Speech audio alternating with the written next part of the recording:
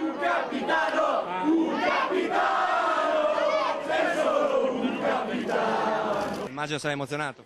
Sì, molto, molto. A parte tornare in Italia è sempre piacevole, ma non per quello che andremo ad affrontare, per cui sono molto contento. È già alta la febbre per Alex Del Piero. Il fuoriclasse di San Vendemiano ieri sera verso le 20:10 è atterrato al Marco Polo con i compagni e lo staff della sua squadra australiana, accolto da tantissimi fan, alcuni davvero scatenati che hanno fatto di tutto per una foto o un autografo. C'è molta nostalgia di te. Ma anch'io ho molta nostalgia dell'Italia, qui è la mia casa, ho giocato qui per tutta la mia vita, per cui sono felice di affrontare questa avventura con la mia nuova squadra.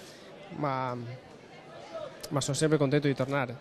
Immancabili i cori Forza Juve, le magliette, le sciarpe bianconere. Ci sono i papà juventini con i figli. Tutta la famiglia.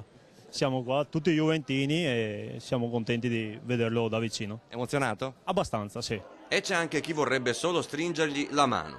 Una grande persona e come lui non ce ne sono al mondo. L'assalto a Pinturicchio va avanti per un po', prima alla porta degli arrivi, poi intorno al pullman in partenza per Jesolo.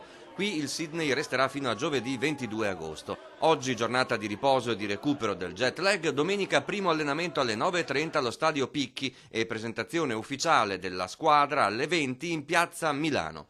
Al Picchi, nei giorni a seguire, Alex e compagni giocheranno contro la Primavera dell'Udinese l'8 agosto, il Vicenza il 13 e il Venezia il 17. Breve trasferta a Padova questo mercoledì allo Stadio Euganeo per l'amichevole contro la squadra che 20 anni fa lanciò Del Piero nel professionismo. Giocherà anche a Padova mercoledì, un bel ritorno. Sì, sarà un bel ritorno.